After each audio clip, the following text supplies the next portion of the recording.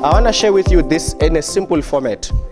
The righteousness that God expects before Jesus comes again is not the righteousness of people who are suddenly going to be holy, wearing suits every day and singing holy, holy as they go to work. That is not righteousness. Before the Son of Man comes, he wants to see Christians who will live their lives for the benefit of their enemies. That is the true righteousness of God. Not for you to walk around preaching Jesus is coming, and you don't want people to touch you because you are trying to be holy. That's not righteousness, that's being a legalist. But what Jesus is expecting in the last days is righteousness. People think the righteousness God expects in the last days is for us to suddenly know the meaning to all prophecies. That is not righteousness. You will burn in hell with all your knowledge of those prophecies. What God is looking for in the last days are people who, while they study the prophecies, they look forward to Christ living inside of them, practicing what Christ practiced while he was still here on earth. This is the message of Jeremiah 29. Stop being righteous in your own sight. Go out there and do good for your enemies, just as Jesus did good for his enemies. You want to know what is righteousness before God? It is for you to not eat that day because you gave your lunch to a poor man. That's righteousness. You are busy fasting, telling us Daniel fast, this fast. All of those fasts are not even in the Bible. It's inventions of people who want to look smart. There's no such a thing as a Daniel fast. He ate. That wasn't fasting, he ate. He just ate veggies. Busy telling us in a Daniel fast. What Daniel fast? Where is it in the Bible where you are told it's a fast? That's not righteousness.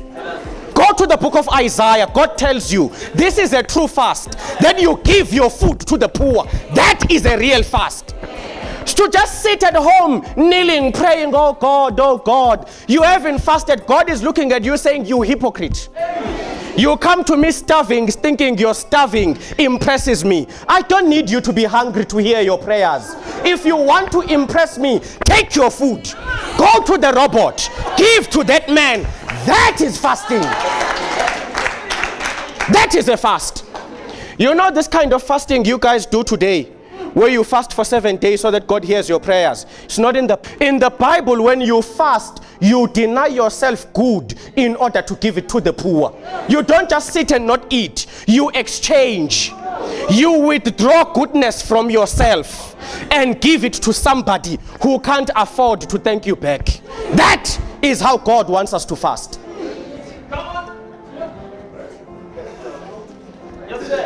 In the last days, God is not looking for people who know how to keep the law. He's looking for people who know how to walk in his character. Because his character is the law and grace and everything combined. That's what God is looking for. So the next time you tell us you are fasting, listen to me. When you fast for 7 days and not eat and God answers you, he didn't answer because you were starving. God has been answering people in full stomachs. He doesn't need, look, by the way, if you fast for God to hear you, think about it, you are insulting him. You are saying he's a God who's so cruel. He only answers when we are in pain.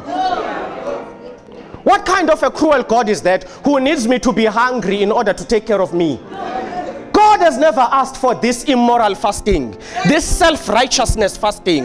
God has called for true fasting, where the soul neglects its goodness for others. So I wake up in the morning, I make my expensive sandwiches, not for myself. Then I get to the robot, I see that man and I say, I'm fasting. Here, eat. Because true righteousness finds Jesus in all who cannot do anything for themselves. You look at an orphan and you see Jesus in the face of an orphan.